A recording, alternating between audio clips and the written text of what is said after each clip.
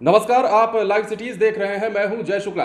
देखिए, बिहार में जहां 7 सीटों पर एमएलसी चुनाव को लेकर एक तरफ सरगर्मी है, तो वहीं दूसरी तरफ वीआईपी सुप्रीमो और पूर्व मंत्री मुकेश सहनी ने गृह मंत्री अमित शाह को एक चिट्ठी लिखी है और उधार चुकता करने की बात कर रहे हैं। कौन सा उधार, किस उधार की बात मुकेश सहनी कर रहे हैं और किस उधार को लेकर वो एमएलसी सीट चाह रहे हैं, हम आपको विस्तार से बताते हैं। विकासशील इंसान पार्टी के प्रमुख और बिहार के पूर्व मंत्री मुकेश सहनी ने भारतीय जनता पार्टी से किए गए वादे के मुताबिक विधान परिषद की एक सीट का उधार चुकाने का अनुरोध किया है।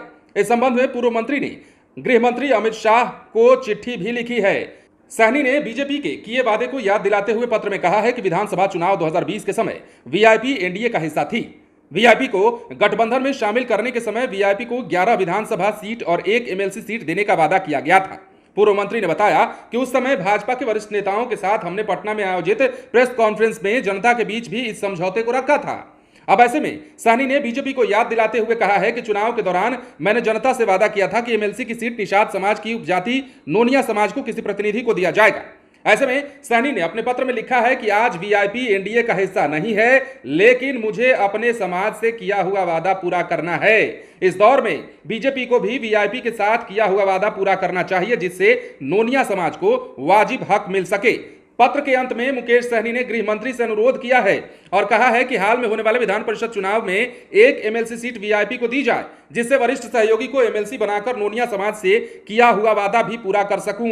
सहनी ने विश्वास जताया है कि भाजपा अपने वादे से पीछे नहीं हटेगी और अपना उधार जरूर चुकता करेगी। उदाहरण भी दिया और बताया कि कोई व्यक्ति कोई वस्तु को भी उधार लेता है तो मनमुटाव होने के बाद व्यवहारिकता का पालन करते हुए समय के मुताबिक वस्तु को लौटा देना चाहिए। काफी नीतिगत बातें कर रहे हैं मुकेश सहनी और अपने चिट्ठी के माध्यम से उन्होंने हवाला दिया है। कहा है कि जब वो 2020 के विधानसभा चुनाव में महागठबंधन को चलती प्रेस कॉन्फ्रेंस में छोड़कर आए थे और जब एनडीए का हिस्सा बने थे, उस समय यह वादा किया गया था कि आपको एक एमएलसी की सीट दी जाएगी और मुकेश सहनी अब उसी वादे को याद दिला रहे हैं। चिट्ठी लिखी है उन्होंने देश के गृह मंत्री अमित शाह को और कहा है कि जो वादा किया था आपने हमारे साथ, उसको पूरा कीजिए, क्योंकि हमने आपके वादे के मुताबिक कहीं और वादा कर दिया। नोनिया समाज के को प्रतिनिधि बनाने का वादा जो मुकेश सहनी ने किया था, वो वादा पूरा करना चाहते हैं और यही कारण है कि उन्होंने अमित शाह को चिट्ठी लिखी है और वादा निभाने की बात कह रहे हैं। आपको पता है कि हाल के दिनों में मुकेश सहनी जब मंत्री पद पर काबिज थे, उससे पहले उन्होंने किस प्रकार बयान दिया बीजेपी को लेकर। उत्तर प्रदेश चुनाव की भी झलकी आपने देखी। मुकेश सहनी जब उत्तर प्रदेश में लड़ रहे थे, चुनावी मैदान में थे, तो उस समय भाजपा को